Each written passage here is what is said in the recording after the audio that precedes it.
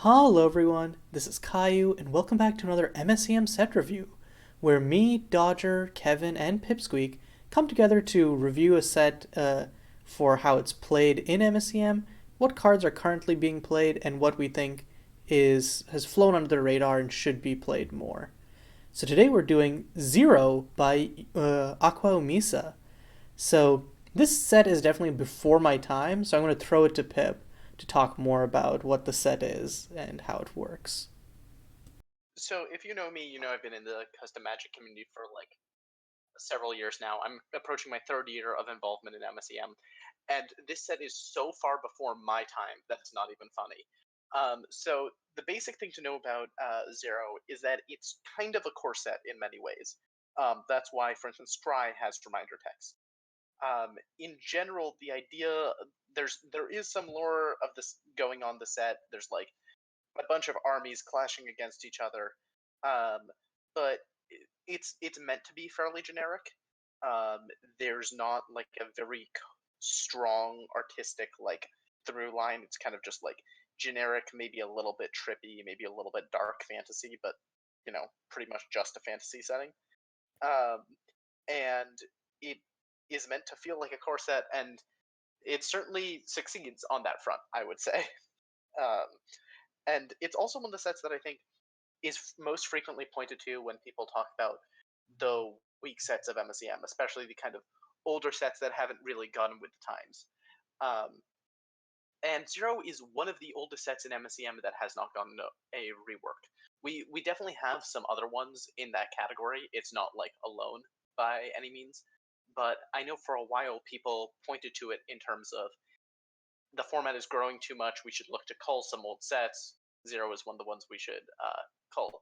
I think that this kind of meme of like Zero bad um, is largely because of the comments and uncomments that, as I've mentioned, are kind of corsetti.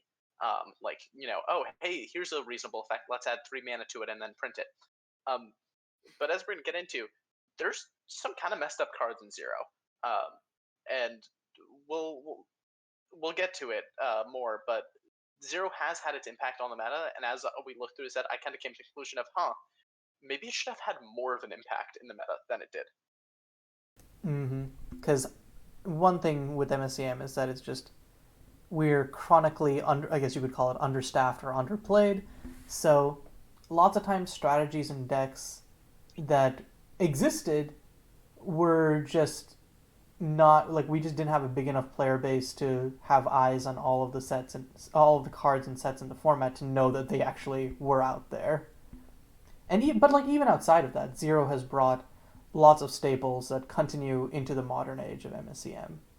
So, yeah, I think that's a good setup for what Zero is. And now we can get into the card by card discussion. So, our first card over here is Harm's Way. And I think this is, I think both Pip and Dodger have a fondness for this card, which is inexplicable to me. Yes. But I'll let Love Dodger this take this card. one since Pip has just been talking. Okay, so yeah, this is a reprint from Canon Magic, actually. I believe the only set it was ever printed in was M10. Could be wrong on that, but the card was actually, I think, kind of a sleeper hit. In precisely Zendikar standard, um, because there was a pretty strong like White Wing / token deck that even made top 8 of Worlds that year. Um, and Harm's Way was one of the tricks that was run in that deck. Now, after Worldwake was released, I think that deck basically ceased to exist because there was just much more powerful things you could do.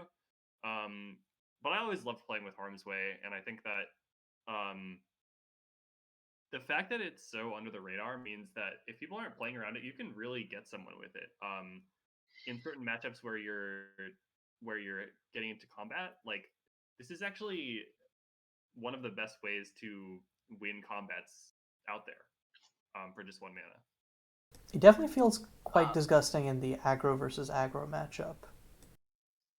yeah, Dodger, I'm sorry, but I'm gonna have to actually you there. Mm-hmm. It was also printed in dual decks, Knights versus Dragons, so it wasn't just Ah, or shit. 10. I believe you will find that is not a set, however. Um, so for people who can't envision why this card is good, I think you should. So imagine the base case, which is you block one of their creatures, and they're attacking you with two creatures. You block one of their creatures, and you harm's way to redirect the damage from your creature to their other creature. This can create a situation where you end up cleanly killing two creatures without losing your creature for one card. So like the epitome of a 2-for-1.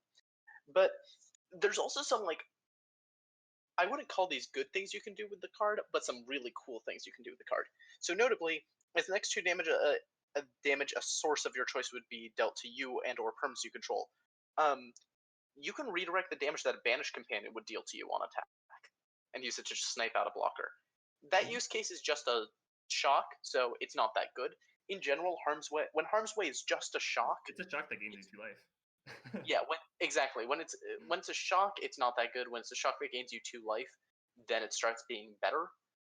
Lightning Helix is an incredibly powerful card that we don't have in MSEM, and partially for good reason.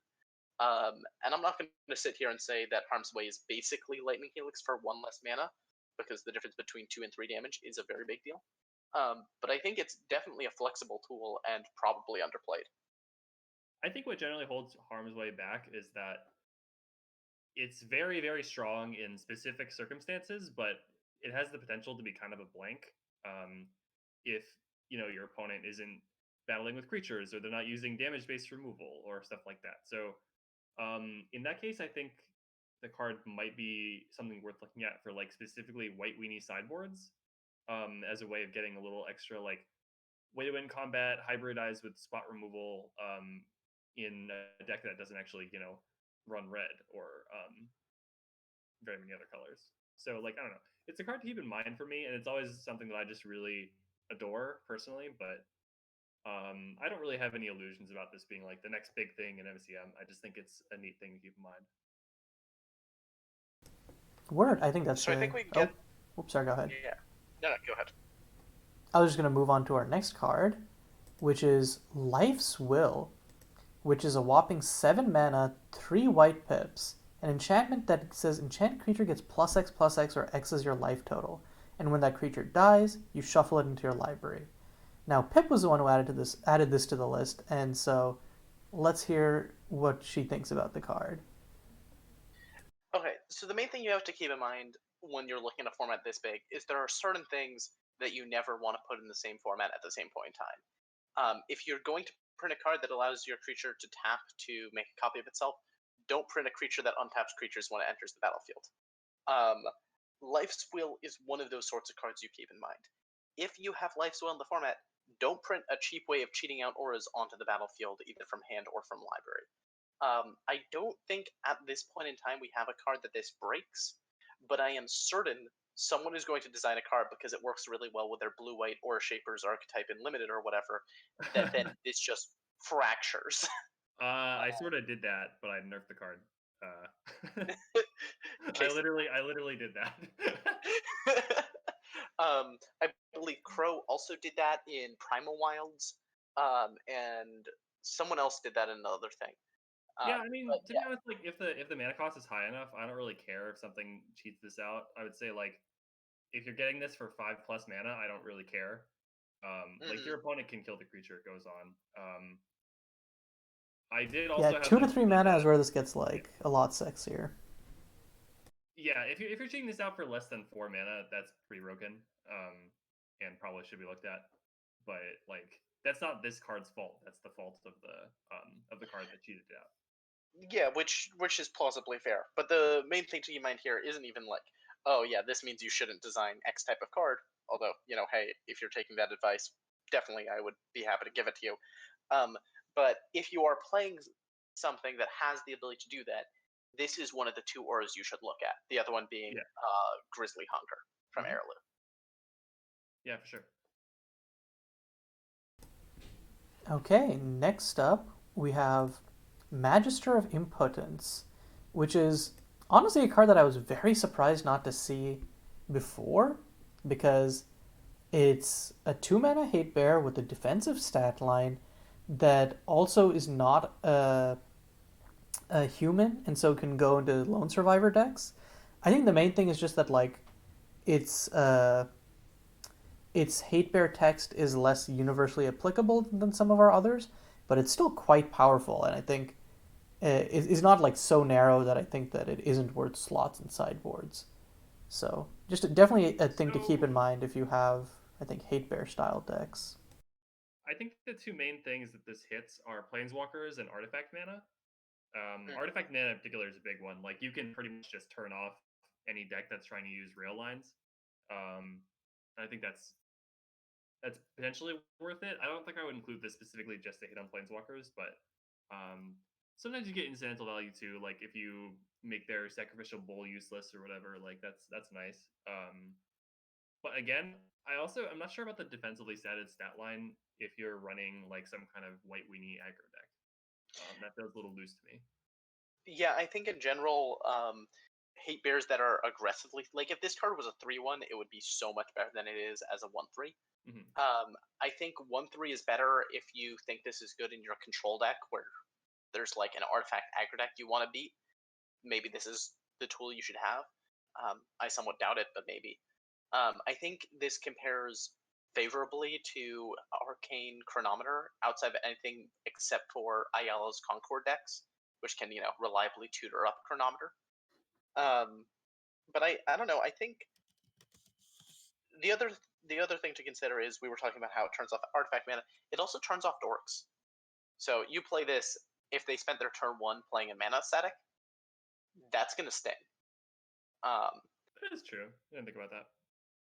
It also so it only affects permanents, so it doesn't stop cycling, which is a tad awkward, and it plays really poorly with your own Monument to the Fallen Man. So that's kind of an issue. Yeah, like But I was about to mention that we have Tiny Hero Tati as a good way to tutor up 2 drops, but realized how that interacts, and that's Let's not a jump fun off time. Suzume. I mean, I don't know. Suzume doesn't see that much play right now, but like Suzumi this not is seeing a that really much play good right now, I feel like it's just a function of the players and not of Yeah. because Suzume is still a really good card. Yeah, I definitely agree. yeah, I mean, one of the fundamental truths is that MSEM has way more good cards than we have players who are willing to play them. And it's not helped by the fact we have a lot of players who are uninterested in playing good cards and only want to play bad cards. But I will stop subtweeting Dodgers so we can get to the blue cards. Yeah, take us into the blue. All right, so the first of our blue cards is a card that there's actually going to be a repeating theme throughout this set, which is, hey, this card looks bad. Yes, it does look bad, but it also has had shockingly high finishes in MSEM tournaments because this is a card that used to be played in Landstorm. So Concenter is about 1 mana cheaper than a Mindspring effect. So hey, that's good, but it requires you shuffle your hand back in first, which means it's not actually useful as a Mindspring effect because you're probably shuffling more than 1 card back in, so it's actually less efficient. But if you're a deck that just has oodles of mana and goes through the cards in its deck very quickly, Concenter is a very powerful effect because, it was one of the best / only draw X's that we had at that time. Yeah, I do think like combo decks tend to empty their hands more quickly just because they tend to generate a lot of mana. So I like that this is a really efficient way to refill. As long as you said, if your deck has enough mana to support like routinely emptying your hand, then this seems like a great inclusion, especially because the second copy will reshuffle the first copy. So like if you're casting these for like absurd amounts of mana, like I assume Landstorm would, you can just include 2 of them, and then you can probably start looping them. It doesn't shuffle your graveyard. Oh, I misread that. Okay, never mind. Yeah, scratch that. That was bullshit.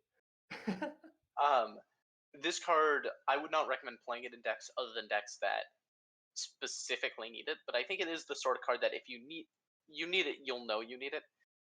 Just don't trick yourself into thinking that, oh, well, I end up running out of cards in hand. Maybe I should include a Drox in my deck. It's like, there's a lot more nuance than that decision. There's better card draw in this set. Yes, as we will get to.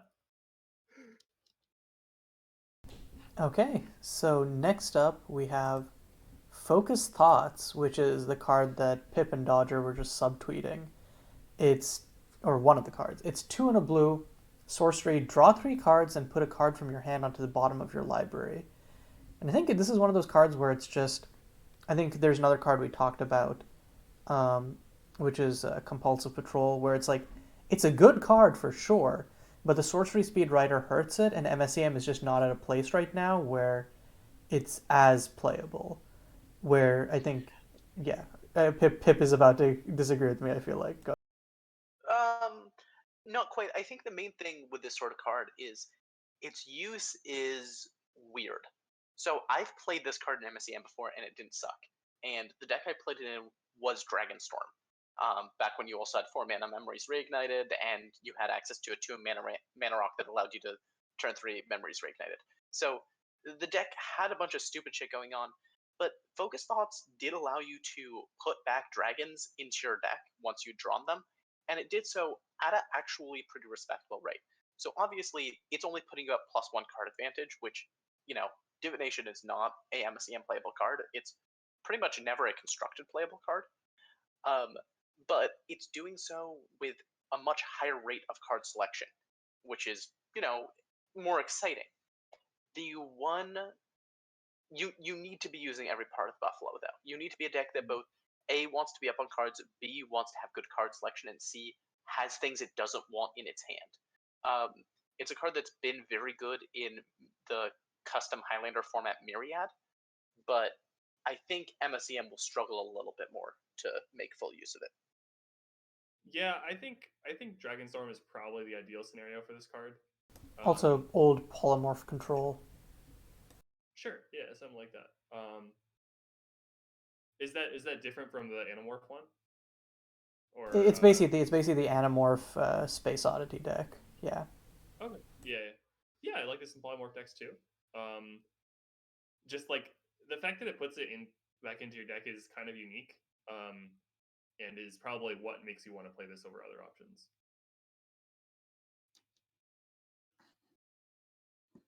Should I get the next one? Yep. Sounds good. All right. So next up, we've got Illusionary Steed.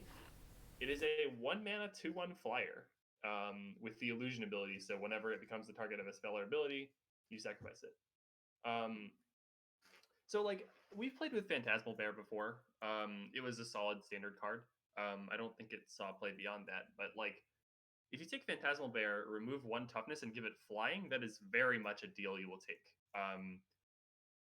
Dropping a 1 mana 2/1 flyer is good, and the thing about the illusion ability is most of the time in constructed, if someone's targeting your 1-drop with a spell, it was probably going to die anyway. The big drawback here is potentially if your opponent has some kind of activated ability that can target creatures. That can make it kind of tough to really get this card to do anything because your opponent can probably just remove it without spinning a card. But otherwise, I think this is just really solid 1-drop for decks that specifically care about flyers. This is one of the most efficient 1 mana flyers out there. Yeah. I think Lord Rokai existing definitely makes this a little bit more sad, but there's no reason that they can't. Porque no los dos, essentially. Yeah, I know that sometimes Dork had just tried out an aggressive flyers deck. Um, but I think the main problem is just in general that Lord Rokai is so much more flexible, and so goes in a lot more shells. Well, I think Steed feels like it really only goes in that type of flying aggro deck. yeah, I the will. only oh sorry. I will say if you are a deck that you can't, if you don't think you will be able to reliably pay the Lord Rokai mana, or you're not casting much in the way of instant sorcery spells, and you would be running a playset of Lord Rokais, I think you should be instead on a playset of Illusionary Steeds, simply because not being legendary means you can sometimes not draw people out of the game. Because one 2-power Yeah. flyer is a threat, multiple 2-power flyers makes things really dangerous really quickly. Yeah, I'd be inclined to agree with that. Yeah, like turn one illusionary steed, turn two double illusionary steed, turn three illusionary steed number four, and a far wandering guardian. Obviously, that's a nut. That's a nut, but you can substitute another 1-drop on the third or fourth turn, or sorry, third or second turn. and still have it be valid. Yeah, for sure. Okay. So next up we have Puppetize, which is 3 blue. Go ahead. Yeah, so Puppetize is 5 mana, enchant creature. You can pay 1 mana to tap enchanted creature, which is never what you want to be doing with this, or 2 mana to untap enchanted creature and gain control of it until end of turn. We are not suggesting this as the single worst mind control you've ever seen. We are in fact suggesting this as a combo piece. If you have a creature that taps for at least 3 mana, one of which is blue, congrats, you now have infinite mana. There was some experimentation with an Angel Caller combo deck. This works for that deck especially well because that deck ran Citadel Battle Mage, which is the Battle Mage that allows you to tutor up auras. So you can actually tutor this up as a combo piece. There was also, when we were initially looking at it, I'm trying to remember, there was some other card that it comboed with a like worrisome level of effectiveness. But if anyone else remembers or has other things to say, please go ahead. I'm not sure.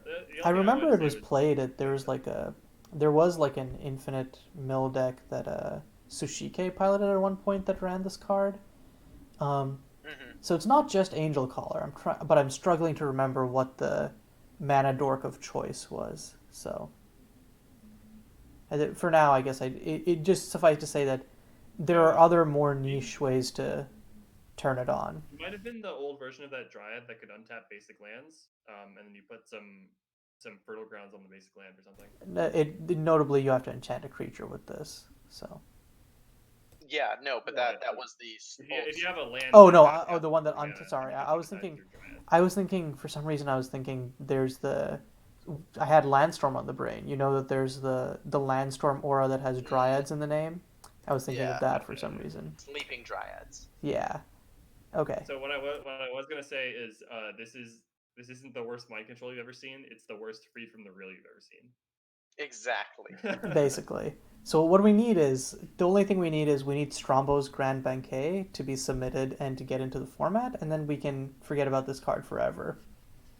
Does it have actual freed from the real? It has actual factual freed from the real. Oh. Oh, I know this next one is a Pip special. Ooh, okay. It really is. Let's hear it. So, Redo. Blue, instant. Counter target spell unless its controller pays its mana cost. So, the really notable thing about this is it's not just the controller pays X where X is its converted mana cost. I think this card would be much, much less playable if that was the case. No, this counters it unless they pay its exact mana cost. If you see the mana base people build in MSEM, people play it pretty close to the wire most of the time. So you have decks where, you know, they can have 5 mana on turn 3 or whatever, but they'll only have 2 blue sources. And people cast cards with multiple pips in them all of the time, and Redo can just get those cards. Meaning it acts as an early game soft counter where there's very few cards that you can't counter with this in the first 4 or 5 turns of the game. And then even in the later stage of the game, sometimes you can get your opponent because they tapped their lands wrong. Or at the very least, you can stop them from double spelling because you force them to tap all of their useful lands. Yeah, I mean, even later in the game, this is usually going to be better than Mana League. Yeah. Right? I think where this card is worse than Mana League is pretty much exactly against 1 and 2 drops on turn 3 or 4. Right. Respectively. And also the fact that it costs blue. Yeah. But as we said, mana bases get stupid in MSEM, and I think blue is not unreasonable. So you're especially saying we can different Mana League and have no problems. Yeah, exactly. The other thing to keep in mind is I think in general a lot of our control decks have gone really aggressive in terms of branching out into more and more colors. But Redo and cards like it are very good reasons to keep to a very strict blue-white control now that white has so much good early game interaction tools. Being able to reliably cast Redo on turn 2 after casting turn 1 out of body experience and running a bunch of utility lands is a fine reason to play blue white control, and it's more or less why I did when I chose to register that. But yeah, redo is one of our better counter spells. The only reason to not play the reason to play cursory glance over it is mostly you're worried about that second blue pip in the cost. So one thing that this is kind of a tangent, so I'll keep it short. But one thing that I want to see people do more is build control decks that are based heavily in one or two colors and to make use of mono fetches, and then splash a bunch of other colors using the dominions from Gumbo. I know Hersey had a deck like that, and when I was goldfishing their deck before I played them the last GP, I actually was very surprised at how well the mana base worked. So I think that kind of deck could really make use of redo as well. But yeah, I don't know. I think it's definitely a really strong card. Yep. All right. Next up, we have our first black card. No, wait, sorry, never mind. I miscounted. We still have blue is definitely, I think, the most numerous of our zero cards. And the next one is kind of a fucked up card. What if you wanted to have a good mana base, but God said, stifle on a 1/1? And that's what Seabreen Nullmage is. And though it hasn't seen as much play as its trigger copying counterpart, Fire Shaper Adept, it still definitely hurts to be on the other side of the table against this. I know, and like this has seen play as recently as this GP, with I think Hersey registering 3 copies main board, if I'm remembering right. Like, you can. I think that like it isn't as universally good, but getting a 1/1 stapled to destroy target land, it can just be backbreaking for some decks.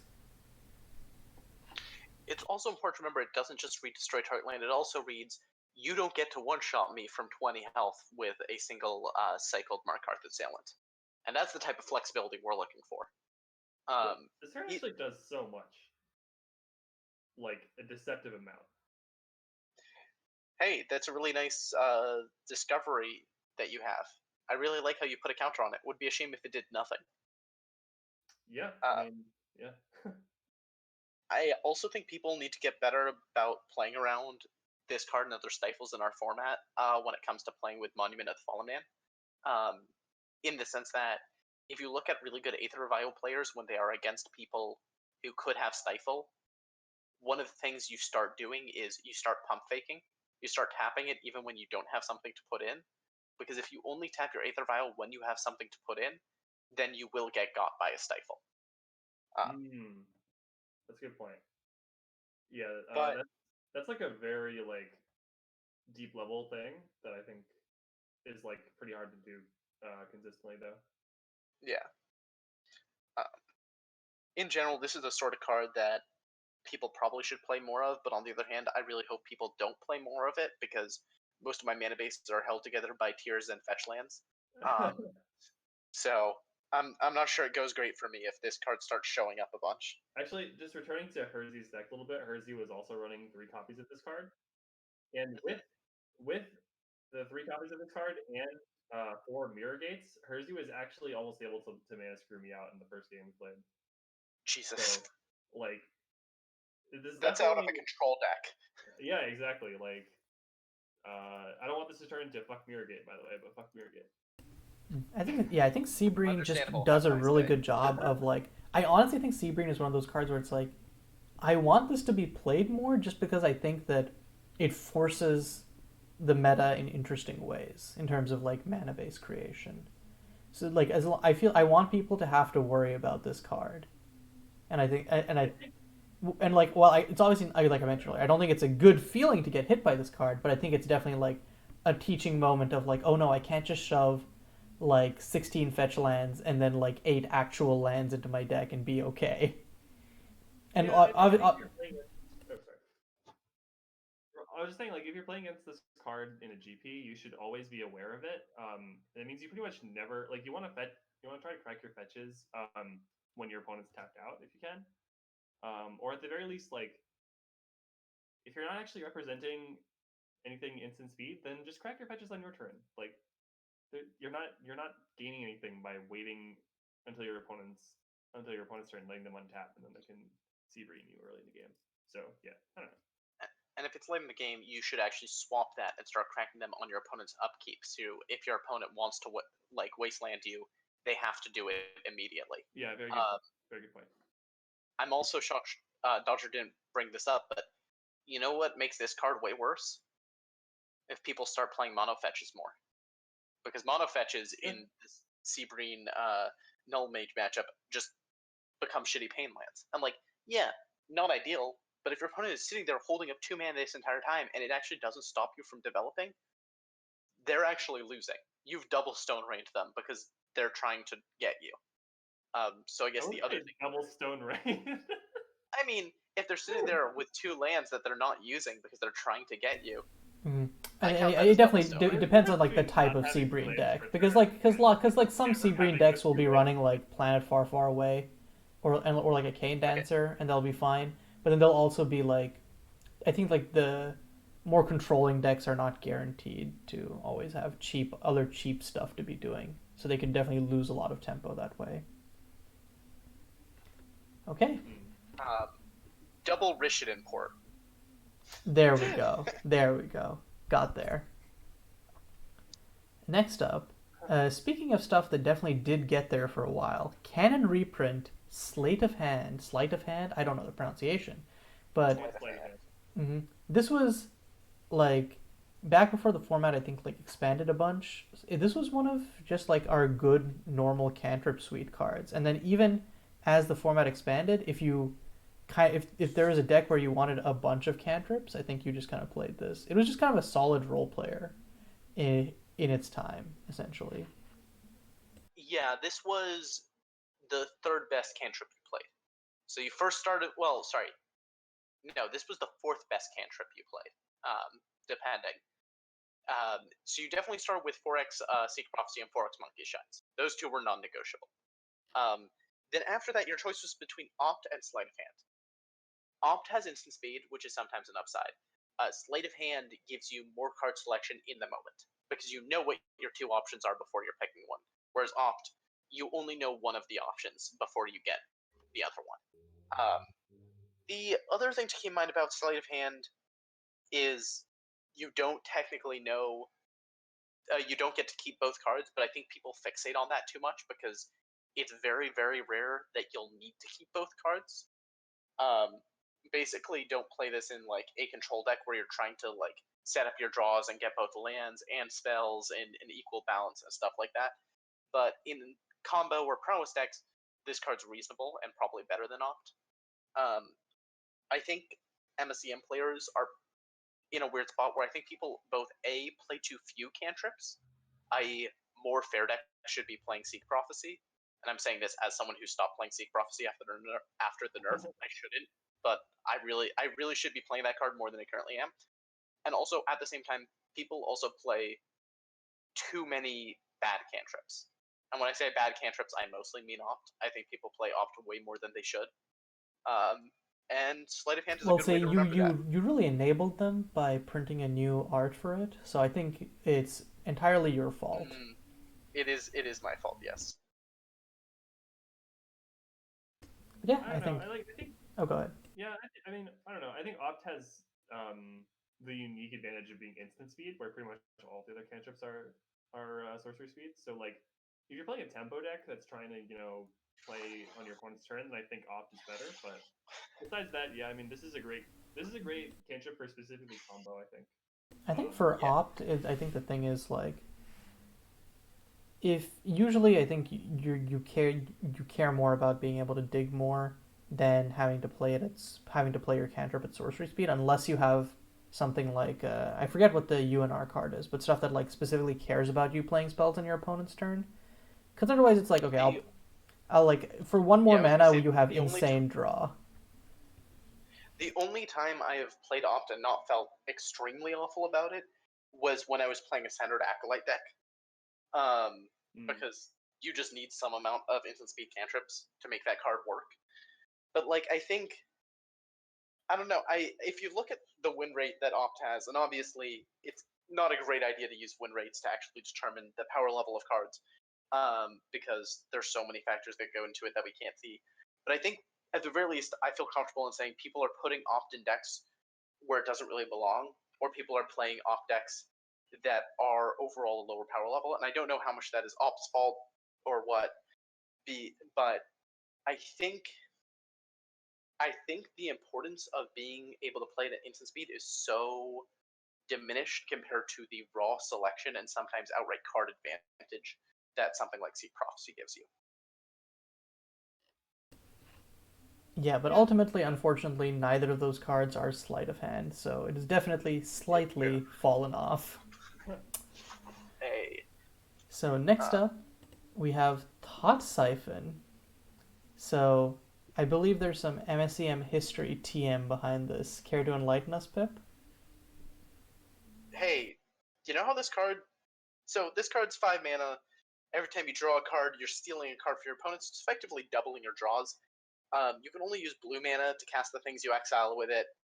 And, it's exiling cards. Like, it's not actually doubling your draws. But it's still a kind of powerful control engine. It's important to consider this used to be 3 mana back in MSEM 1. So, that was not appropriate. The power level of OG Thought Siphon is absurd and unthinkable. Hersey has tried it somewhat memetically since then, but I think the last time I've seen this card sleeved up was like over a year and a half, probably closer to 2 years ago at this point. Someone once played it alongside our Totally Not Time Twister, and the card Political Opportunist, which causes target player to shuffle their hand back to their library, then draw that many cards, as a way of just turbo milling their opponent while also, gassing up off their opponent's library. There's some minor funny things. This card, well, in general, this card is just a kind of powerful effect, but I think it is largely worse than Neural Contagion. Yeah, I think that deck, because Blues' deck that played Neural Contagion, and then I think Infiltrate the Archives, and I don't think it had a copy of this, unfortunately.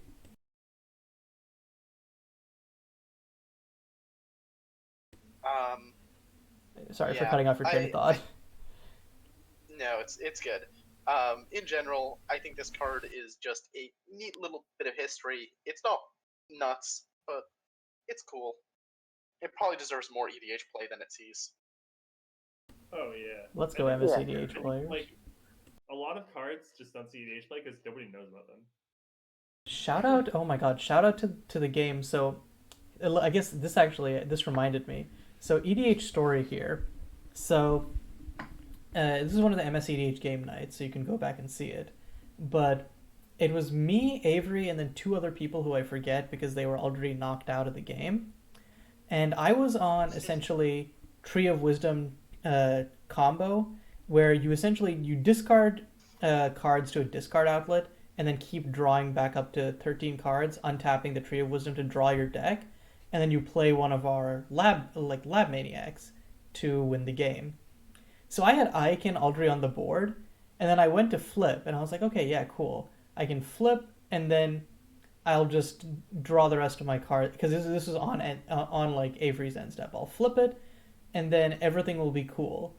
And like Avery, because Avery had like stolen a Thought Siphon off of someone else with another steal card, and then using that Thought Siphon, had exiled my Bring to Light, which was exile removal for the Icon. And apparently Avery didn't have I think Avery had used her 1 piece of exile removal, instant speed exile removal before, so I got by my own removal spell, and I ended up decking myself because I didn't have any more win cons at that point. Brutal. Oh my goodness. Yeah. Just... something. Yeah. So next up we have a card, Dark Bargain. And I think it's fair to say, unless I'm forgetting something, that this is the card which has seen the most play out of 0. Absolutely. I think that's not even a question. Yeah, so... I can actually even double check that with stat decks, but if yes. I had to guess, this might be one of the top 5 most played cards in the entire format. That's a little bit of a stretch, but I wouldn't doubt top Like 10. non land cards. I wouldn't doubt top 10. Um, but yeah, and if anyone's wondering at this point and like is furiously pulling out their keyboard and typing, like, guys, I don't know if you knew, but Dark Bargain is actually a canon card name. It's a common in Dominaria. It is known. So what MSEM does This, in with fact, predates that by years. yeah, which is why it hasn't been changed. Usually, if there's a card name, uh, essentially like overlap that happens after the canon card is printed, there'll be a force change. But if the custom card predates the canon one, the name isn't forced to stay the same. See also miscast from Villains the Musical. But yeah, coming back to this card as functionality, like where to begin? It's essentially sign in blood, which you can split over turns. That also has enchantment synergies, and like it just fits so many niches in decks, and is just such a efficient use of mana. Like I've played this card so much, and I just love it. It has always been a like I've always loved to see this turn one, and just be like, yeah, okay, I'll just cantrip, and then for the rest of the game, have the opportunity of card advantage. It's also really disgusting with like Reflect on Serenity, where you rebuy this, drain your opponent, sack it, draw 2 cards, drain your opponent for 2. Pretty not bad. Yeah, I think one of the so Knight's Whisper is an obscenely powerful card. I don't think a lot of custom designers realize how powerful it is because they'll start designing cards and they will power creep Knight's Whisper over and over and over again. One of the changes we made back last May was we went through and dealt with basically all of our strictly better Knight's Whispers and either made them double density or some other drawback. Um, Dark Bargain got to stay partially because it's so iconic, and partially because it's not you can't directly draw the comparison.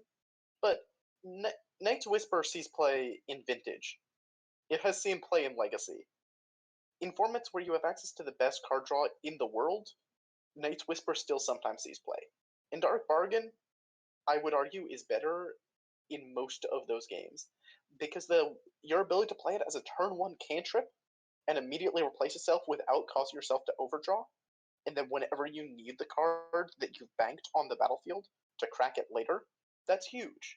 Being able to choose whether or not you're going to draw cards or not, so that if you are at low life, you can like half pay into it, and you don't need to commit for both cards. That's huge. The ability to flicker it, the synergy it has with so many little things. This card is incredibly iconic to MSEM and incredibly powerful. Yeah, I don't think I really have anything to add except that I agree with pretty much everything you guys said. This is the kind of card that I will probably never register. But it's cool for the people who enjoy it. Go play your control decks, have fun. Yeah, Dodger said good cards. Ugh. Ugh, the commoners. I mean, it has synergy. No, I'm not saying it's. I'm not playing because it's good. I'm not playing it because it's boring. But you can do so many cool things with it. Dodger said generically good cards. Like, take it away. You can flicker it. You can bounce it back to your hand to replay it. Like, I don't know. You can do stupid things with Compulsive Patrol. Okay, like, actually, no. This is probably a card that I'll register at some point. Yeah, this isn't. Oh, what have we done? We've convinced Dodger to play generically good cards. The end is coming. Well, that's the thing. Bruh, I won a GP with freaking. No. Okay, we're just memeing. We're just memeing. That you are a good deck builder and therefore recognize that generically good cards are good cards to include in your deck. One of the big things to recognize about Dark Bargain is it does hit in that really weird niche where you can play it just as an on-rate draw spell. Like, I have played it in decks with 0 synergies just because I want good card draw and I'm playing Villainy or whatever. And that is synergy, but I mean, there's not really. It's just it's a draw spell there. Maybe it's a draw spell that you like can do in 2 halves, which I guess is a bit better with Villainy, but not really. Yeah. But on the other end of the spectrum, you have decks like the Esper Reflect on Serenity deck or whatever, or Absent Reflect on Serenity, where you do take advantage of the fact it's an enchantment or a permanent or whatever. Like also back when you could play this off of Artie Study, that was nuts. I don't know. I think it is a very elegant design. It's not a design I would have thought of, and I think it basically encapsulates the best parts of Zero right in it. It's also kinda common, reminds me so of I the never best want to part know of what it. drafting the set is like, but Oh yeah, I mean, that's true. most like draw twos like Knight's Whisper was a common, right? Ice Whisper was a common in a master set, and I think was uncommon elsewhere, like after its first printing. I remember this because Yeah, I it was remember uncommon this in the non. because I like looked at this like because I was actually I was thinking about this because you were like custom designers love to push Knight's Whisper, and because Emily had posted a card that was like strictly worse Knight's Whisper on the subreddit, and someone had come after them being like, you should like Night don't you know Knight's Whisper exists? And like right as you were saying like custom designers always love to push Knight's Whisper, that was just running through my head. I was like, yeah. Mm, That just happened. No, this was a few Oh, months okay. back. Okay, it's happened. Okay. Okay. um, Next up, we have Forbidden Truths. It's another double black spell. Well, I guess technically double. The Dark Dragon isn't double black, but we'll call it that. it's functionally double black. Yeah. Um, and you discard a card as an additional cost to cast Forbidden Truths, but you search your library for a card with converted mana cost X or less, where X is 1 plus the discarded card's converted mana cost, reveal it, then put it into your hand. Then you shuffle your library. This has been played in various combo decks in the past.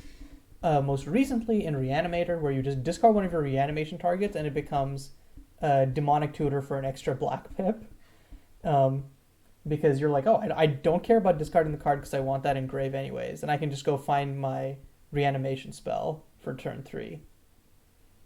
And Yeah, I think it the other happens deck it was that played in was Old Adaran Survivor combo, which was essentially just you have a bunch of recursive threats, so it's not really card disadvantage anyways. Yeah, I mean, you pretty much said everything I think about it. I think this card is like definitely something to keep in mind. One of my favorite things to do is find ways to turn costs into benefits. So if you can find like a reason that you want to get a card into your graveyard and you also want to get the best card in your deck, then this card is a perfect way to do that. So yeah, overall, big fan of Dodger be this. like unearth moment. This isn't good in Unearth, I don't think. It probably isn't. It's too slow. Yeah. Yeah. Yeah, I agree with what's been said here. Cool. You want to take the next card? Sure. So the next card we have is Tainted Grounds, which is a card that we found while looking for the set review. So a lot of these other cards we knew of prior, or they were somewhat of a known quantity in some capacity. But some of these cards we dug up through this process. So Tainted Grounds is 1 in a black, enchant land. It loses all types. It gains tap, add colorless, and loses all other abilities. So this is actually kind of good. It's black sanding when you think about it. Except, of course, they can remove the aura later. But the ability to say, yeah, your land doesn't provide fixing, or more relevantly, yeah, your land doesn't actually have any of its utility abilities. That Monument of Queens has 3 counters on it for no reason, is kind of powerful. We have some similar cards, i.e. Isolated, which causes which can enchant any permanent. It causes them to lose name and lose all non-mana abilities. Losing all types also can be relevant in terms of if you enchant like their basic planes with this, now their Pool of Lights come into play tapped. I don't know. I think this card is like definitely a tech option. I don't think you should be using this card to try to screw your opponent out of mana unless you like have a lot of redundancy on that front. Because I generally think unless spending that's what your deck does. yeah, I generally think spending cards just to try to hurt your opponent's mana consistency rather than their actual mana amounts is not really something that's going to go well most of the time. Mhm. But like slapping this on an Araba or Monument of Queens or any of the other powerful utility lands people play, that's all pretty good. I will say, don't put this on Onzen because it doesn't work the way you think it'll work. Mm-hmm.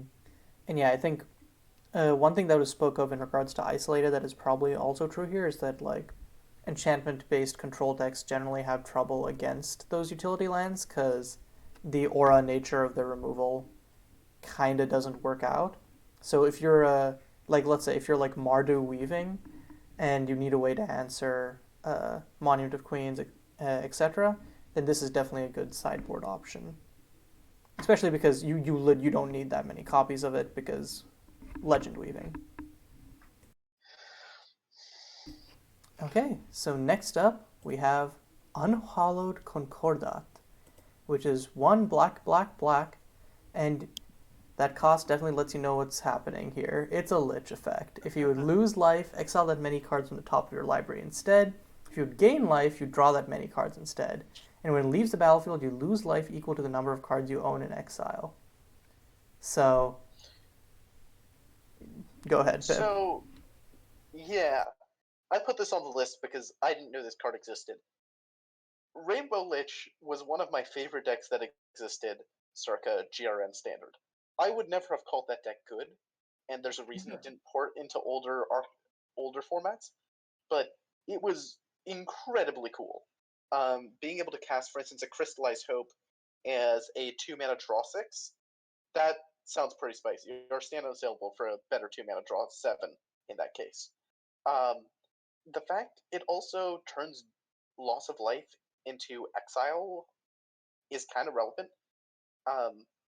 It's very, very similar to what's the Deathless Siege, except it's one more mana. But you're also not losing the life at the very least at this time. One thing that's awkward about Deathless Siege is you actually do run out of life as you're still hit. You just don't die from loss of life. Yeah, so if they remove it, you die instantly. Right. Yeah. But the notable difference there is you can keep paying life. You can pay life is the really big difference between these two effects. What if you So you could maybe like use a Sea Brain to counter the trigger when this leaves the battlefield? you can. Kind of troll, but I wonder if that has ever happened in the history of Zero Limited. If anyone has ever played Zero Limited.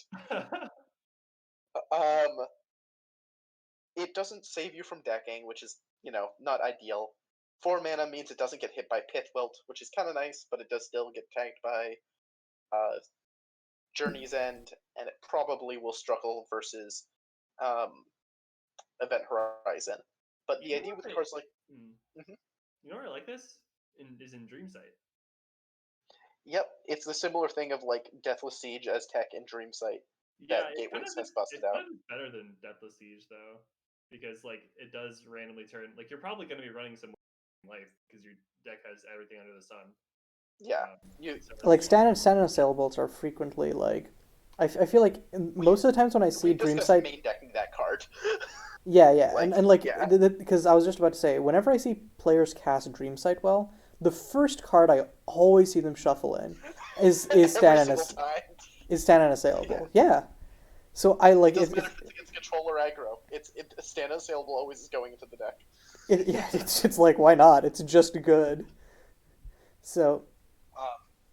Yeah, no, that's Gans. The other thing is like sometimes Dreamsight Well will play Truth Unveiled, which is the blue, green, and 1 sorcery shuffle any number of cards from your graveyard into your library and gain that much life and draw a card. So that would be really funny with this. That's actually hilarious. I'm gonna draw cards equal to the number of cards in my graveyard. Talk to you later. +1, right? Forgot.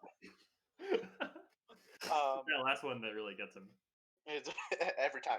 You just draw into another Dreamsight Well value. I don't think we have anything like this, but if we ever had cards that allowed you to discard them to gain life, you obviously can go off with this. The one other thing I think is really important to keep in mind, which I referenced earlier but like didn't go into, is you can pay basically an arbitrary amount of life if you have this in play. You actually can pay life even when you don't have cards left in your library. So if you play this, you can pay literally infinite life. There are some minor things you can do with this. Wait, Wouldn't that be yeah, fun? wait, Like what a can you do with that? That's Simulating actually cell leader type combo you can do with that. Right. So that's worth looking into. Is can Yeah. you hatred someone out of the game? Which again isn't something you can do with Deathless Siege. Deathless Siege, you still lose the life. You still have to pay life, which also means sometimes under Deathless Siege, you'll stop being able to make your shock fetches come in untapped. You'll stop being able to like crack mono fetches. Kind of awkward. That's not an issue with this card. Um, and as people have discussed endlessly, the only point of life that matters is the last one, and that's way more true when it comes to cards in library. Um, I don't know. I think this card is probably underplayed. I think there's a lot of funny and powerful things you can actually do with it. Like, the other thing we didn't discuss is, what about playing this in Villainy? Turn 3 Villainy, turn 4 this, you shock something. Then your next turn, you cast a spell. Oh, look, I gain 2 life off of casting my black spell. Instead, I'm going to draw 2 cards. What are the odds that either of those is another black non-creature spell? Oh, I hate it. It's disgusting. Take it away. The good news is there definitely is a drawback to this card. The bad news is it's probably not enough of one. Because again, it's not causing you to die particularly faster unless you're exiling cards for other reasons. It's just deferring the loss of life. Whereas other liches literally kill you when they leave the battlefield. This one just defers the damage until it leaves the battlefield. And that's super survivable. Mm-hmm. Like, it can put you in a bad position if they remove it, but you're not literally actually dead. Unless they obviously did Yeah. lethal damage to you before, in which case, yeah, you would have been dead anyways. But yeah, you've definitely sold me on this card a lot, and I hope to see someone brew with it. But also kind of terrified to see that. Next up, we have Young Tempter. It's 1 and a black for a 1/2 flyer, which cantrips on ETB. Nothing super fancy, but there's kind of a lot of little things going for this card. Um, well, I say a lot, but the main thing is just it's a 2-drop. It has a powerful ETB, and the flying is just desserts. But mainly you use this in like um, Monument Granny is where it's seen play before. I think now we probably have enough cards that like this Young Tempter slot is kind of even more in jeopardy slash peril. But I think it's kind of a solid role player in those types of decks if you're ever looking Okay, for my question a 60th card. is this better than Croakfolk in Podlight?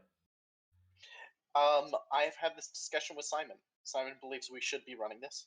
My decision to not run this is more or less based on the fact that Podlight sometimes wins by very small margins, and I also like casting Lazer's Conjuring on Croakfolk Troubadours, Yeah. which is not something I want to do on Young Tempter, rather. Yeah, and I don't think that like in that deck you're gonna be like I don't think that this having flying is actually gonna matter much in. True. Mm-hmm. Yeah, the chip shots you take aren't actually key. 1/2 does help a bit, but not versus most of the relevant aggro decks. Flying does help a bit, but again, not versus most of the relevant decks. I think it is. Aggro decks aren't running flyers, so I kind of get that. Yeah, and if they Wait, do, wait, they did probably won't someone get say stopped that by they're this. not running flyers? Is Plasma Addict a joke to y'all? Well, I mean, like, it'll block that for 1 turn. Yeah, playing this and losing a life against burn is kind of just as bad. Yeah. Oh yeah, for sure.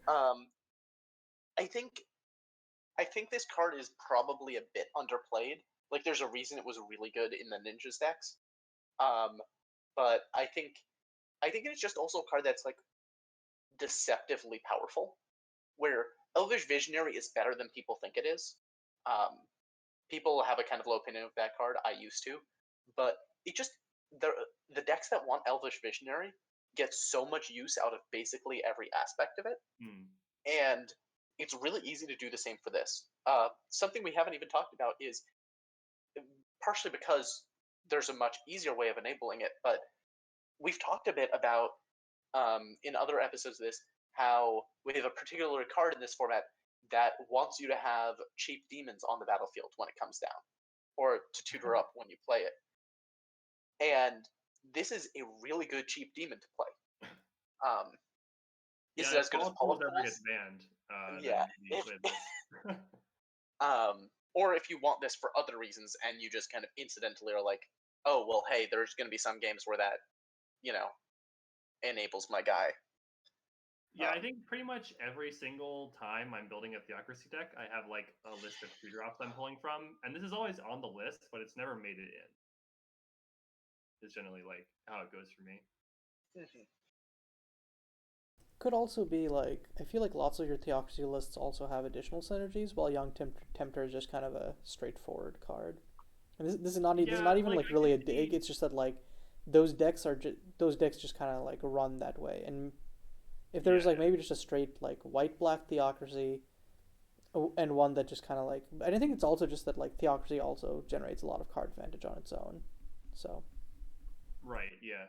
Um, I could see that like just, if you're just playing like white black Theocracy, like this seems good. Mhm. Yeah. All right, so let's talk about the only good red card in this set. It does some Okay. heavy lifting though. To be fair, when it comes to good red cards, this one's pretty fucking awesome. Yeah, Eldazon is oh yeah, that's a good one. So have you ever thought my Sulfuric Vortex should be able to kill my opponent's creatures? Well, if you ever did, congrats, we have the Planeswalker for you. So Aeltazon is a 3-mana walker that hypothetically has 3 abilities, but really I've literally only seen 1 be used. She comes down with 3 loyalty, and she has a +1, which is she does 2 damage to any target. Then she does 2 damage to herself unless you have her deal 2 damage to you. So this is actually kind of 2 abilities. It's +1, she does 2 damage to any target and 2 damage to you. Or -1, she does 2 damage to any target. Because, she gets the loyalty before she shoots herself in the face. Uh, yeah, I'll just say I have used the -X. I have not used the -3. the Yeah. other two abilities are like useful if you're just kind of like I'm gonna close out the game with this ability, which Yeah, you happens. can. The -X Yeah, is like 10 to 6. It deals 12 damage. Yeah, which feels pretty good. I've literally never seen AL get to 6, so I guess that's on me. Um, I mean, it's also usually just that like by the time you get to IL to 6, if they're not already dead, something has gone probably very wrong. But yeah, this card is one that are typically good mid range, I would say, in the sense that it does both roles that you would want to do. It's reach against Control X, where it's a Sulfuric Vortex like threat. They need to answer it, or else they're going to take 2 damage a turn until they die, and they're going to die before you do because you've put pressure on them. Or it just repeatedly shoots creatures when you need to kill aggro creatures, and it's really good against that. This is the hardest removal we have on a 3-mana walker, and killing it or fighting into it feels like fighting uphill a lot of the time. I think Ayel sees a reasonable amount of play. I think you could argue that she should actually see more. Like, there's a chance that more red decks should be on IL than are currently on IL. Yeah, I think the way most red decks are built is they try to go really skimpy on mana. So I guess to those decks it would be like, you want me to spend 3 mana on one card? Like that could be a little spooky for them. But I think like I don't know. She is very powerful and impactful and can win games by herself, especially if you're trying to burn people out. So I and also I just definitely regular mid range decks should be running her too. I think. right. That was the thing I was going to say is I played the Naya Salem and Kerto deck for a little bit that I think should have been running IL, especially because I had this IL's Concord package. Being able to tutor this up against aggro, huge. Being able to tutor her up against control, also pretty huge. I think there's also a chance that aggro decks should be running her in the sideboard more often. I made the comparison to Sulfuric Vortex before, but I think it's still relevant. Even when I was playing Blue Red Delver in Legacy with literally 16 lands, I ran Sulfuric Vortex in the sideboard because that's one of the ways you close out games versus control decks. I think IL serves a very similar role. I think as people lean on Journey's End more as removal, I think her stock continues to go up because, as we've discussed a couple of times, if Pithwold's stock is going down, CMC 3+ things, or sorry, CMC 3 things get a little bit of breathing room. And the fact that Journey's End misses Planeswalkers is a big deal. I oh will yeah, also say that I think she's really good in token decks as well. If you play her on turn 3, you can use her immediately as an anthem if you want later in the game, but also just if you play her on turn 3, she doesn't take any damage. Like whatever creatures you play on turn 4, they're going to be swinging in if you want, which is actually like very relevant versus control. It means that like they can't afford to tap out. They have to answer whatever you play.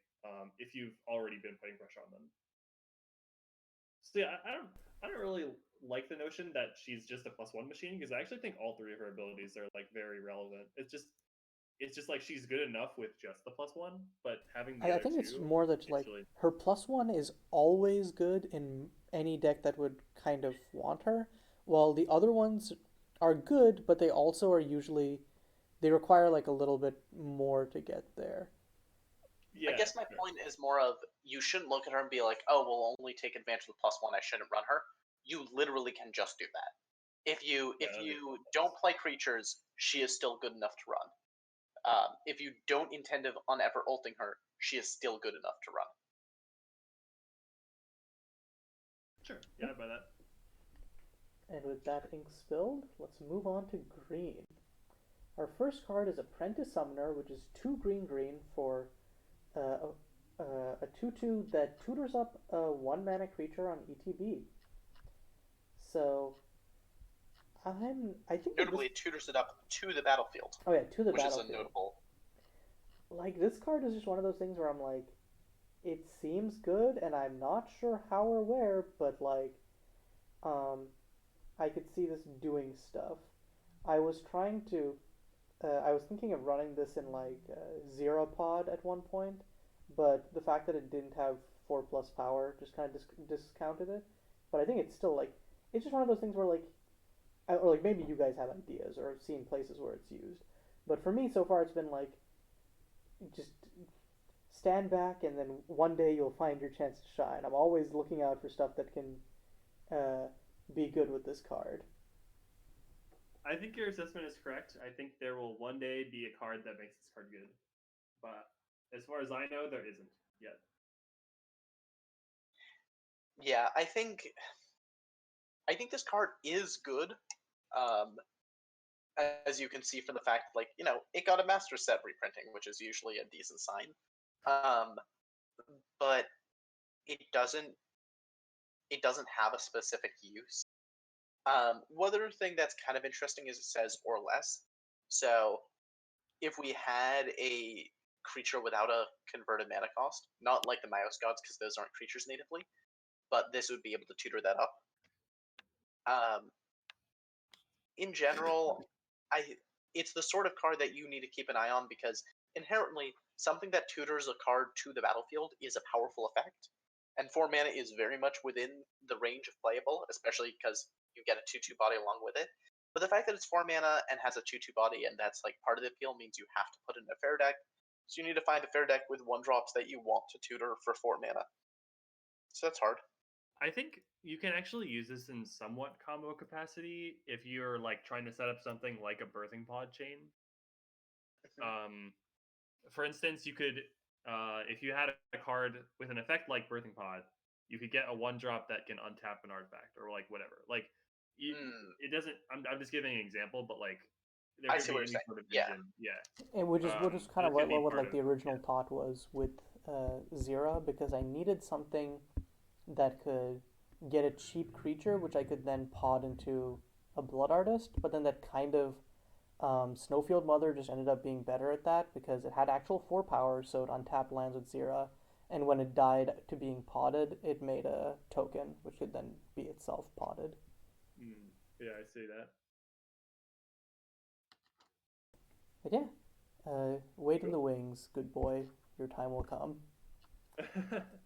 Next up, we have Harvest Moon, which I think this is another Landstorm certified classic TM. No. Yeah.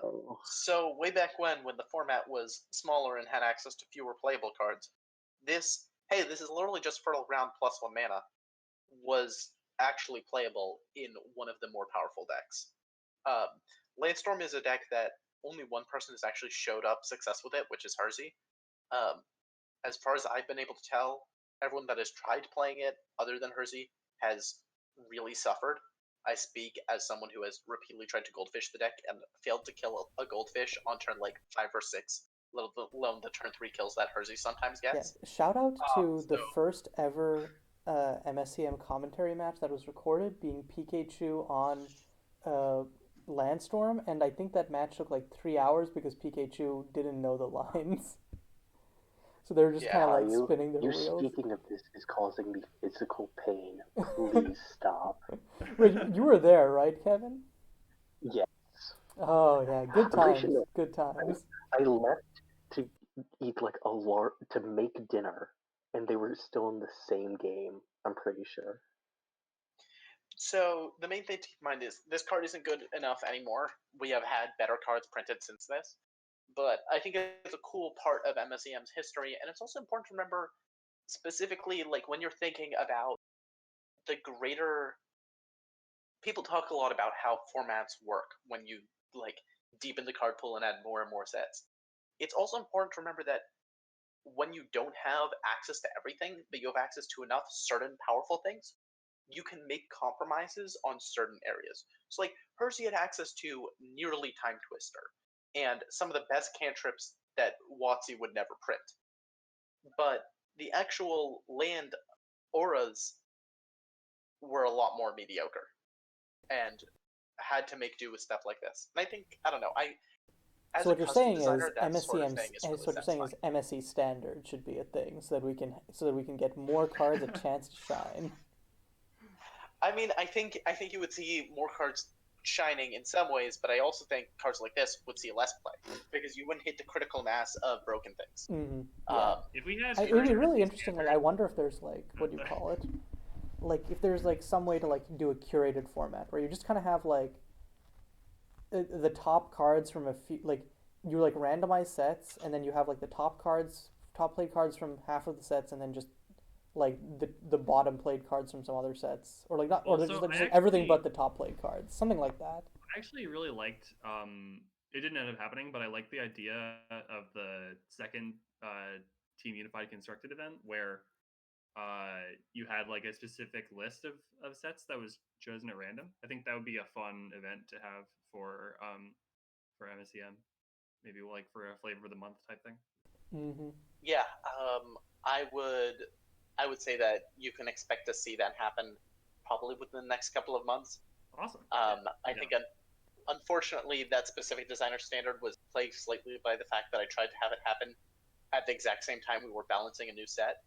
And so the fact that one of the sets, one of the pools of cards was literally Had going to have Supreme Mechanothurge combo. Mechanothurge combo, Yeah.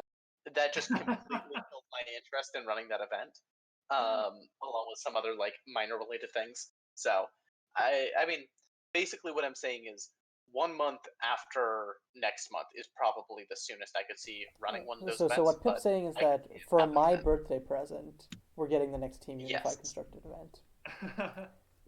absolutely. Yes, Caillou, known Team Unified champion, This is the known. best Team Unified player out there. Hmm. I was really Definitely didn't lose impressed. twice in a row to Pip. I was really impressed by your team's performance in the finals. I won't go into specifics about whose performance I was praised by. All right, should we go next Okay. card?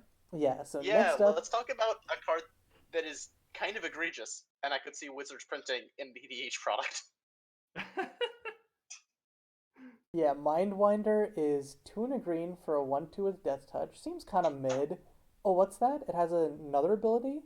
Oh, whenever an opponent draws a non-creature spell, or whenever an opponent casts a non-creature spell, you draw a card. Oh, yeah. Like this was played against me in the Gladiator event. That was one of the what is one of the Pi events that happened. And wow, as a control player versus a creature-based deck, this felt awful to play against.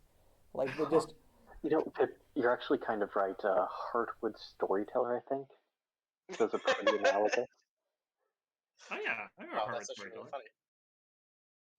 funny. Yeah, I mean this is probably better, right? Yeah, by a lot.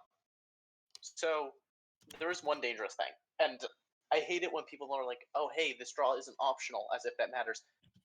But since we've been talking about Landstorm, I think I should bring up one instance that I have one of the like only times I've seen this card be played in a game of MSEM, like in a Grand Prix, was in Sushi's like untapped combo deck that we were mentioning versus Landstorm.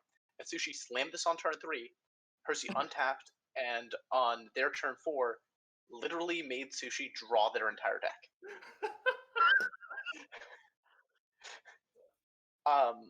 So Oh no. that went poorly. But I Jesus think in Christ. general, that is not how that would go. Holy, yeah, that's It's one of the damn. things where when you're drawing the first like 15 cards that you draw, you're like, oh my god, I'm gonna win this game so easily on the untap. And then they get to about 30 cards and you start worrying a little bit. And then as you get closer to 40, you're like, maybe I shouldn't have played this out. Maybe I shouldn't have boarded this in. Maybe I shouldn't have registered this card. Mhm. See, that's what If it's that getting. happened to That's me, what I that's what would the name is regret referring to. all my It life winds decisions itself in your up to that mind point. and makes you doubt yourself. Yeah. The other thing to keep in mind in terms of registering the CM is it's not good if your opponent is going to cast a kill spell. Like, then it was just a really bad Elvish Visionary.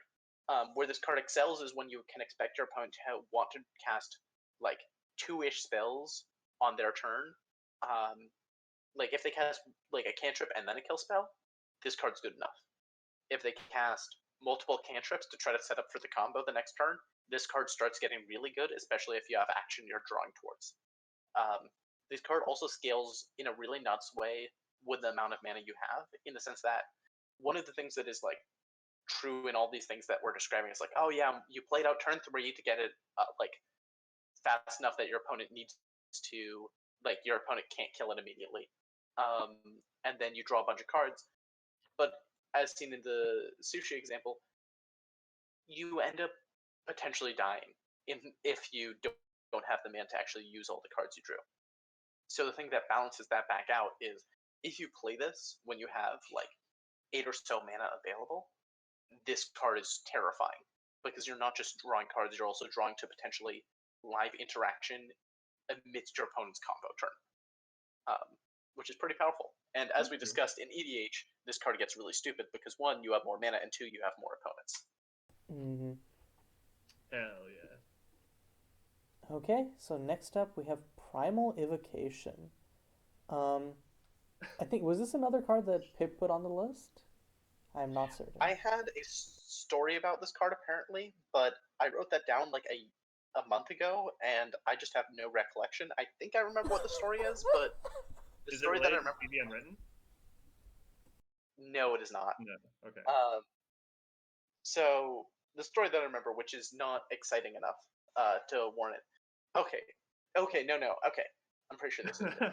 So for a while ago, like 2+ years ago, a member named Fluffy played a deck that was kind of this combo ramp deck that ran Primal Evocation and this 8-drop. I can't remember. I think it was Sire of the Wilds. Yeah, that's it. This 8-drop, which is 8-drop 6/6 ETB. Real top 4 cards in your library. You can put a creature card from among them onto the battlefield. Shuffle the rest in your library.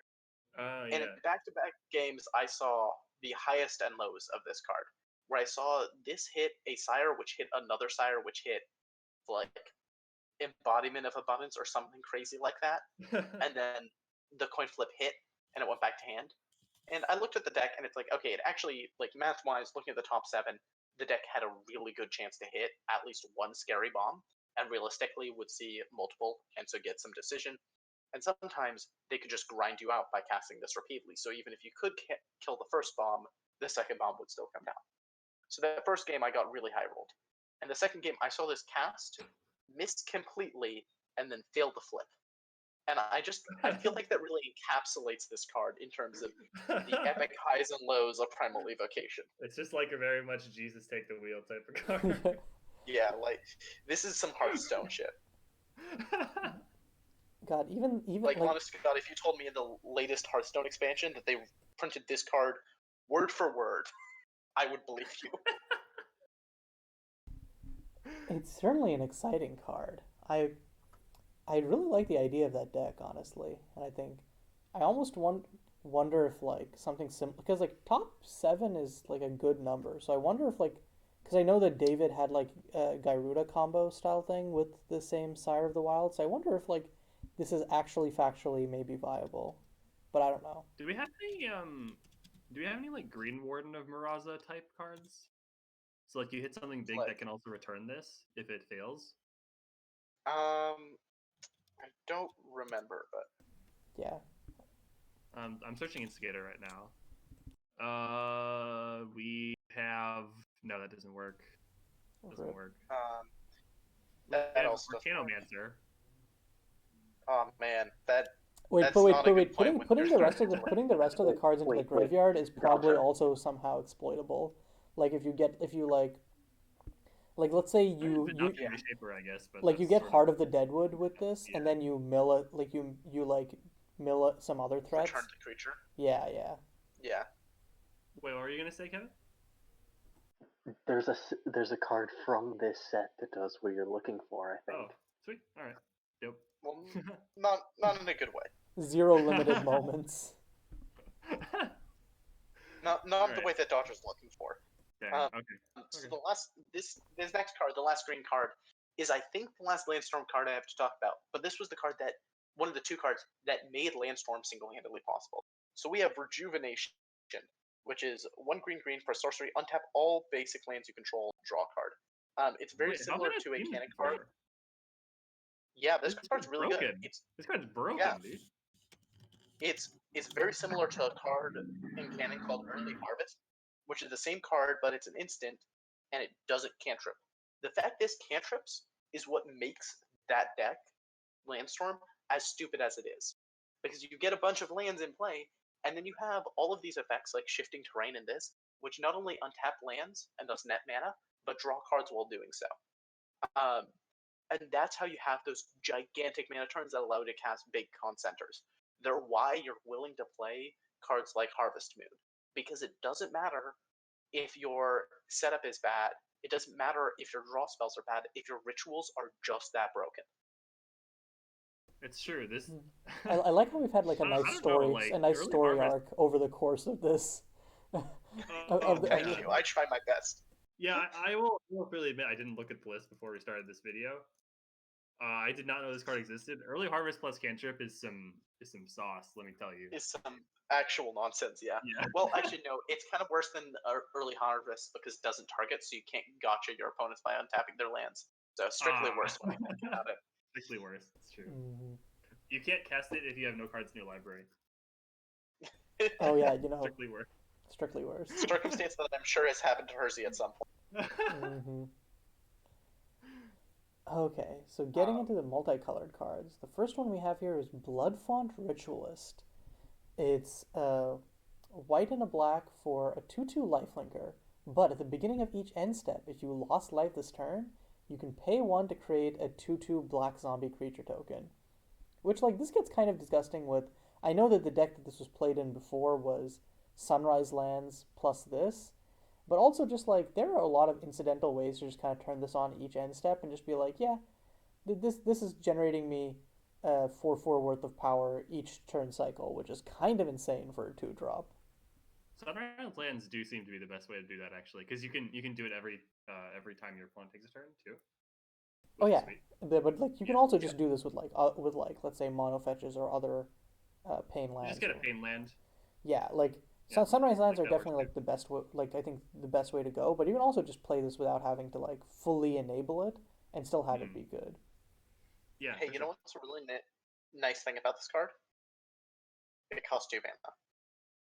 The original deck this saw play in was just Whiterun Ordainer, Young Tempter, which we were just talking about earlier, Dancer, Cane Dancer rather, Suzume, Bloodfont Ritualist as your way of just killing. If you've ever played those Monument Suzume decks, you'll know that they generate insane value and cannot kill people to save their lives. Like, I have gone deep enough and have even started running the 1/2 that makes a 2/1 when it enters the battlefield. I can't remember its name. Whenever I'm playing, Something performer, street performer. Yeah, Street Performer. I run that in Suzume decks just because you need ways of actually killing people. Bloodfont Ritualist is a really good way of doing that. there was a period of time where JN played this absurd Soul Sisters deck with this card that I'm pretty sure every single deck I played had a bad matchup against it. Um, I think That this was another card just JN deck that I think was sadly lost to the skirmish history and never was brought to a GP. yeah. I think this card is probably criminally underplayed right now. It's super not the sort of card I play, which is unfortunate because it looks kind of ridiculous. It does seem like the card I would play, actually. I agree. Yeah, I mean, like, I don't know. I think like the fact that it costs 2 means there are probably some decent theocracy packages you can build with this. Like, you can actually just run this with stuff like Young Tempter, maybe even go like Ink Summoner. I don't know. I think this is a very interesting effect, and I think I'd be interested in building with it. Question mark. I think the talking about it with like the Ink Summoner and like the self life loss package. I do like that in that case it has lifelink, so you're not just like hemorrhaging. So you actually Yeah, agreed. And yeah, I Ooh, think yeah, this with Ink Summoner is pretty nice. yeah, I think that's actually a deck idea worth exploring. For sure. Yeah. Should we go next card? Yep, I can take this one. go ahead. So we have Grave Revenant. It's a 4-mana 2/2 in black green. It has Death Touch, and when it enters the battlefield, target opponent loses life equal to the number of creature cards in your graveyard. So there's Which a lot like of ways what to the fuck? play your How have I graveyard. not seen this card ever? Hey, it's Yeah. it's the old Nightshade, right? Yeah. I mentioned this in the doc. I can't remember who was it. I think Caillou, you were the one that said, "Oh yeah, this card's kind of fucked up, huh?" And my response was, "We keep remembering that this card exists, meaning to hit it, and then forgetting. This card has the hate-driven arsonist problem, and there's no reason it should still be legal in its current form. So I wouldn't get too attached to it. But if you're like, yeah, this is how I want to like make some people cry in a couple league matches, good luck and Godspeed, because Yeah, it's good at doing that." yeah. Time to win this February GP before it gets nerfed into the fucking ground. No, but like yeah. If you're playing this, let me know because I do have some Memento Moris that are collecting dust, and I would love to put those back in a main deck. Yeah, I mean, like, so just to actually talk about how it might be used, I think that this seems like a pretty decent pod silver bullet. I'm not sure. I mean, like, it's not great by itself if you're just playing like a fair game plan, but having the ability to tutor it, especially if you have ways to like, I don't know, blink it or recur it, means that you could like maybe get some value where you drop it in, your opponent loses like 6 life, and then you sack it to get a Scion. Like, that seems pretty good. I feel like in those situations you'd probably prefer just like I'm not. unironically like recurring the card with an archive Yeah, guardian. I'm not convinced. I get the logic there, Yeah. but I think the current versions of Pod play just so drastically differently from that. It wouldn't be can't picture the it. current version. It would be some other version that like has a more aggressive slant, I think. Yeah, you just Basically, you you're play playing the Chi Siege Li Rhino It instead. possibly slot. plays more Dredge. Right, you're playing this in the Siege Rhino slot cannon Pod. Is kind of the logic, Yeah. I guess. Like, I don't know. I think like the actual So I best think- way to play this card is probably to play some kind of Dredge deck with the flashback resurrection. That's what I was gonna say. Yeah. That's what I was gonna say, and it's possibly dead now that we've Archimedes, but Dredge never dies. If anyone has followed Legacy or now apparently Modern, they're aware of Whoopsall spells decks, which have become much more powerful with the modal dual face cards from Zendikar. And the aim of those decks is to just flip their entire library to their graveyard, and in the process, reanimate a couple key things. In Legacy/Vintage, there's 2 different kills those decks employ. They either kill with Thassa's Oracle, or they kill with the Undergrowth card from RNA that I don't remember the name of, that drains people equal in number of creature cards in your graveyard. And the way they're doing that is via Dread Return. Oh, Undergrowth Giant? Yeah. Oh no, that's the name of the mechanic. I forget that. It might be like Golgari Rot Giant or something. Lulflip Giant, I think. So the thing to keep in mind about Grave Revenant is we have a much more spread return that's in the format.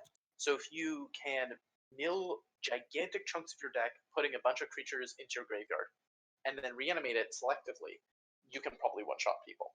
And I think that is the actual best thing to be doing with this card, rather than treating it as like, oh, well, maybe I can, Lava Axe my opponent while pod chaining. Mm. You see, what I'm gonna do is, I'm gonna say Herald of Wisdom is lame, and I'm gonna play this in the Accursed by Unborn Fates deck, and I'm gonna win like a true champion.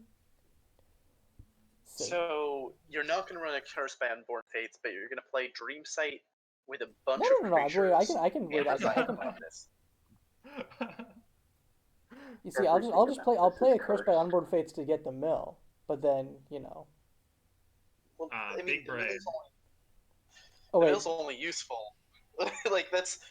Wait, sorry, not Accursed. Whichever. I'll run the one that reanimates from Lovey. Resign to Madness. Yeah, Resign to Madness. Yeah. And I'll win like a true champion. Godspeed, Caillou. Don't let Amen. Pip crush your dreams.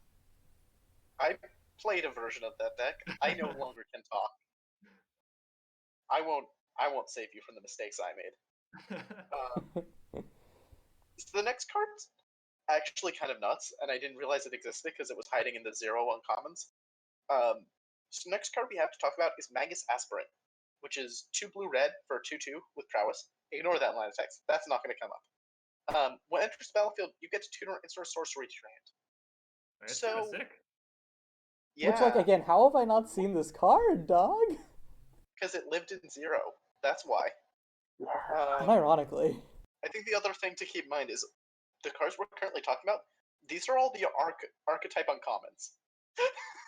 Which is really funny to me. Like, Jesus. This is kind of like... I want to, like, but can get literally anything? That's like... I kind of want to just run, like, an impromptu 0 draft. Like an actual, like, play, like, draft and play event. Like, one of these days. So, one of the things to keep in mind about this card is I had a spicy take last month when we were making the set review. I think you can use this as a way of saying, I'm not going to play black in Podlight. I'm now playing Teamer Podlight. And I would need to look at seeing what red gets you other than this. But this gives you the ability to bridge up from 3 with Ancestral Council to 4 with Magus Aspirant to whatever your 5-drop of choice is. One of the reasons Podlight... Oh, Jesus Christ, sure. Yeah. One of the reasons that Podlight had to be in black was because of just how nuts Archive Guardian was in that deck and how critical of a role it served as a 4-draw. You actually can't get better than Archive Guardian when it comes to Eternal Witness effects. But the big brain play is you just say, fuck Eternal Witness effects. I don't need them. I'm just going to be doing this instead. Which I really appreciate. The main thing to worry about here is it means that you have to use 2 different instances of the card What Lurks Beyond, whereas Archive Guardian allows you to reuse the same version. Which it's also has a little redundant some upsides with and some Ancestral downsides. Council. So you'd think that, but it actually opens up your sideboard options by a lot. So Ancestral Council is a pretty cool card, and you can definitely build around the fact that it's limited. But being able to say you can now also grab any 3, 4, or more drops gets nuts in that deck, especially when you look at some cards with alternative casting cost. I would point to Inspiring Journey from Harvest Festival, which is a blue in 6 for an instant with Harvest, which is you can tap any number of creatures you control. Their power pays for the generic mana, and it's draw 3 cards. Oh, so it's like Fishing Trip, but better. Yeah. Right? Yeah, it's exactly I'm not sure that. if Cajun made that intentionally a worse version, but sure is what happened. Also, I think it's worth mentioning, like, prowess creatures can just get big out of nowhere. Assuming, like, between kill spells and What Lurks Beyonding some other creature you have, this could just be a surprise 5/5. I think the main thing is just like you start to get into a point where I think like the ratios of like how many instants or sorceries you're running versus creatures just kind of doesn't favor that scenario. But and I also don't think that it needs to be big for it to be good. But yeah. Yeah, I think in general this card is just like a deceptively powerful tool. The other thing I was thinking you could use it in is you could play like a you could play straight up blue red. You could play Grixis Dream Sight because this helps get you towards the redundancy you need for Dream Sight well in a very similar way as Ancestral Council does. And historically, 4 mana has been more than that deck is willing to spend on tutors. But the fact that you can cast this and also find Violent Collapse or any of your like 4 mana plus wraths is kind of huge. I don't know. I think this is a card where it's very obvious how powerful. It's just a question of figuring decks where the fact that it's 1 mana more than Ancestral Council doesn't matter, or figuring out decks that want to play it alongside Ancestral Council. Yeah, I wholeheartedly agree. Okay. So next up, we have our last multicolored card, Thought Grifter. It's 1 blue and a black for a creature with whenever a creature enters a battlefield under an opponent's control, you draw a card unless that player pays 1. It's kind of an interesting, like, I guess like the first thing that comes to mind is like huh? It's a Punisher. It's a Punisher. Did feels, someone say but like under it feels target? like it's just kind of like, hey, this could do heuristic study things in EDH, especially since lots of our EDH decks are like fairly creature centric at this point. In MSEM proper, I think that like it depends on how many creatures your opponent's putting out and how much mana is valuable to them. But it's still a good card. Like as soon as you've drawn 2 cards off of this, it's already done its job.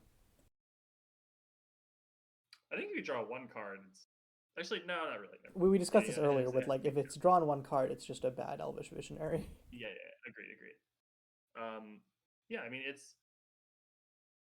it's the kind of card that you almost never main deck, and I think the choice to sideboard it is like it would have to be a pretty big brain thing because I think most of the time this isn't going to be actually what you want to do against creature decks because those decks are often going to get under this. And what you actually want is just to something that clears the board. But if your Yeah, opponent, like you'd want Violent Collapse in your 3-drop slot. yeah, but if your opponent is running stuff like, I don't know, something Spectral Procession esque, this actually really shuts that down because now they can't even cast their token makers without giving you 3 extra cards, or they suddenly cost way more. If Chumbek's like Cleric's deck comes back with the Wandering Souls and the Choir of the Lost, this is definitely, I think, or like Yeah, sorry, that's not like it's not a definite. I'm just saying that like that sounds like the kind of matchup where you would want this. Yeah, I If think it would any. have to be a non-aggro tokens deck because if you're playing this against aggro, I think a lot of them just kind of kill it and move on because they've I can already also got see all this their doing like dummy stuff against Podlight, where they're like, well, I need my exact mana to be able to like go off this line, but then that's going to I cause could see this 3 being good creatures to against enter the Spotlight. battlefield, and then they draw Yeah. 3 cards. Yeah, potentially. The other place this card seems fitting is EDH, because if I've learned one thing from Ristic Study is no one is ever willing to pay the 1, and you have 3 times as many opponents who are capable of playing creatures. Yeah. Also, there's a lot more tokens in EDH. Yep. Okay, and our final card of the review is Wayfarer's Lantern. Simple card. It's 2 mana, colorless mana, for an artifact with tap, untap target basic land. So I remember the one place I've seen this is in Just Another Nerd's Oops All Colorless mid-range deck, which used this as a ramp piece. I'm not sure like where else this would see play, but I'm assuming y'all have thoughts, TM. So I'm going to defer to y'all. I mean, it's kind of another Landstormish piece. If you want a 2-drop mana rock, this is better than most mana rocks if you are enchanting your basics. That's all I got. Yes, so for a little bit after the release of DHL, there was a deck that was built like turn 2 4 drop and can do so semi reliably. Where turn 1 you play the Dryad that could untap your stuff, then turn 2 you would enchant one of your lands, tap it, 2 mana, tap the Dryad, untap the land, tap the land, 4 mana, bam. You can do the same thing with Wayfarer's Shrine if you do turn 1. Sorry, you get a turn 2 3 drop that way, and then turn 4 you can start hitting like 6 drops.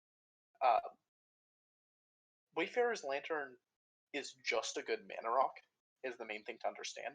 Like 2 mana rocks are good. We don't have that many of them in MSEM. We don't have basically any that produce colored mana.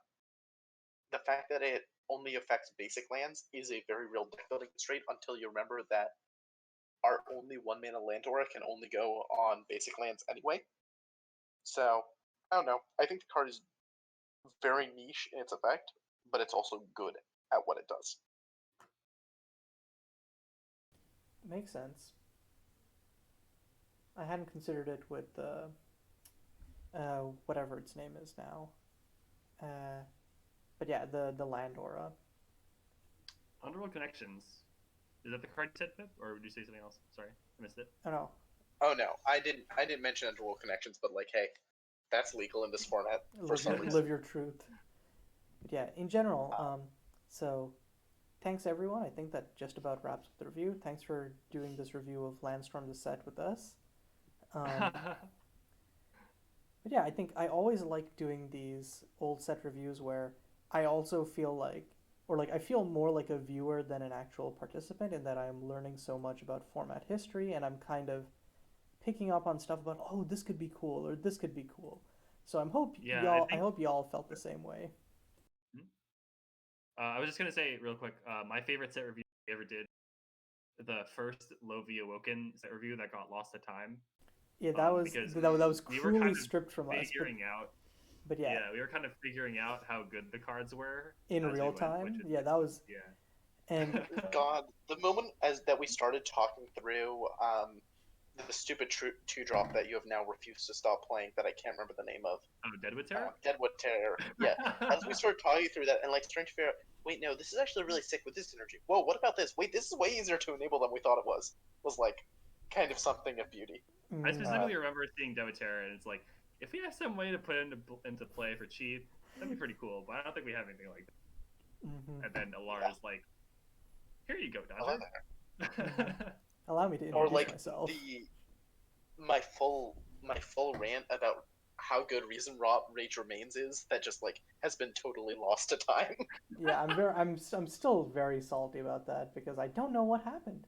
It was just like the audio capture was working. The audio capture was showing up in OBS, but it just did not have audio in the final version. But yeah, anyways, we're rambling. Thanks again, guys, for watching. And join us next time. And our next review is going to be of The Unraveling by Just Nobody, which has received a recent limited rework. So that's going to be really cool to look at. But yeah, until then, this is Caillou, Dodger, Kevin, and Pipsqueak signing off.